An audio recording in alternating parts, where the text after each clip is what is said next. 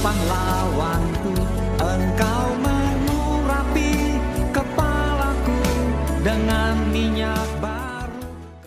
Jumpa kembali di Sharing Firman. Tema Sharing Firman hari ini adalah ucapan adalah doa. Saudara, kita harus sangat hati-hati dengan setiap ucapan yang keluar dari mulut kita. Boleh katakan amin? Di Yakobus 3:10 dikatakan, dari mulut yang satu keluar berkat dan kutuk. Hal ini saudara-saudaraku tidak boleh demikian terjadi. Artinya, di satu sisi kita bisa memperkatakan kata-kata yang tidak baik, yaitu kutuk. Di sisi yang lain, kita bisa memperkatakan kata-kata yang baik, yaitu berkat. Pilihan ada di tangan kita. Harusnya sebagai anak Tuhan, kita wajib dan kita harus keluarkan kata-kata yang memberkati dan membangun kehidupan orang lain. Boleh katakan amin? Nah saudara, setiap hari kita berkata-kata dan mengeluarkan kata-kata kepada setiap orang yang kita ajak bicara. Menurut survei, wanita berbicara 20.000 kata per hari. Sedangkan pria hanya 7.000 kata per hari. Jika kata-kata yang kita ucapkan setiap hari sebanyak itu, maka besar kemungkinan ada beberapa atau bahkan mungkin lebih banyak perkataan yang berisi hujatan, makian, kebohongan, cacian, gosip, dan perkataan negatif lainnya. Setiap kata-kata yang keluar dari mulut kita memberi pengaruh bagi orang-orang yang berkomunikasi dengan kita. Baik itu pengaruh yang positif ataupun pengaruh yang negatif. Kata-kata yang negatif tentu saja akan memberi pengaruh yang negatif dan bahkan bisa menghancurkan hidup seseorang. Demikian juga sebaliknya dengan kata-kata yang positif. Tidak hanya menjadi berkat, bahkan bisa membangun dan menguatkan orang lain. Tuhan Yesus sudah mengingatkan setiap kita akan hal ini. Bahwa setiap kata-kata yang sia-sia yang diucapkan orang harus dipertanggungjawabkan pada hari penghakiman. Karena menurut ucapan kita akan dibenarkan dan menurut ucapan juga kita akan dihukum. So hati-hati dalam berkata-kata yang mau katakan amin. Saudara, hendaknya hati kita dipenuhi dengan kasih Kristus sehingga menjadi mata air yang memancarkan kehidupan sehingga perkataan kita menjadi perkataan yang menghidupkan. Artinya, ucapan adalah doa kita. So berhati-hatilah dengan setiap ucapan kita. Matius 12 ayat ke-34, hai kamu keturunan ular beludak, bagaimanakah kamu dapat mengucapkan hal-hal yang baik, sedangkan kamu sendiri jahat, karena yang diucapkan mulut meluap dari hati. So jika hati kita jahat, tidak mungkin kita bisa ucapkan yang baik. Tapi kalau hati kita baik, kita bisa mengeluarkan perbendaharaan yang baik dari dalam hati kita. Perkataan kita erat kaitannya dengan hati. Katakan hati. Karena yang diucapkan mulut meluap dari hati. Kita harus menjaga hati kita. Jangan sampai menjadi sarang kepahitan, kejengkelan, kebencian, amarah, dan lain sebagainya.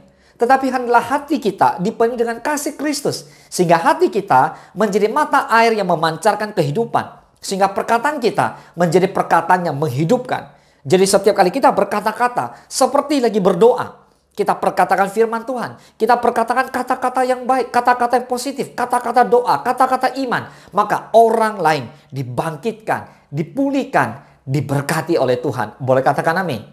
Hati-hati dengan perkataan kita. Sebagai anak-anak Tuhan, setiap perkataan kita memiliki kuasa. Berkata-katalah selalu yang positif. Perkatakanlah firman Tuhan. Pakailah setiap kata-kata kita seperti kita lagi berdoa. Karena setiap perkataan kita mengandung kuasa dan itulah yang akan terjadi. Yakobus 1:26. Jikalau ada seorang menganggap dirinya beribadah tapi tidak mengekang lidahnya, ia menipu dirinya sendiri. Maka sia-sialah ibadahnya. So sebagai anak Tuhan, kita harus bisa mengekang lidah kita. Jangan sembarangan berbicara. Mengapa? Karena setiap kata-kata kita adalah doa.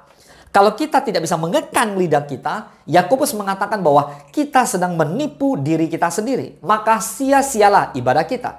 Nah saudara, hati manusia bisa diibaratkan seperti sumur yang dalam. Yang bila belum ditimba airnya, keadaannya tampak jernih dan bening. Tetapi begitu batu besar dan berat dijatuhkan ke dalamnya, kualitas air segera dapat kita ketahui. Bila di dalamnya terdapat banyak kotoran, segeralah kotoran itu keluar semua dan airnya pun menjadi sangat keruh. Demikian juga dengan hati manusia. Bila hati kita penuh melimpah dengan firman Tuhan, saat kita berada dalam situasi yang tidak enak, tekanan, atau kesesakan, maka yang keluar dari mulut kita pun adalah perkataan yang selaras dengan firman Tuhan, yaitu perkataan yang positif, bukan negatif. Alkitab menegaskan, yang diucapkan mulut meluap dari hati. Katakan amin. Nah saudara, menguji keadaan hati seseorang mudah saja. Bila dalam keadaan terjepit, kita cek Perkataan apa yang meluncur keluar dari mulut orang tersebut?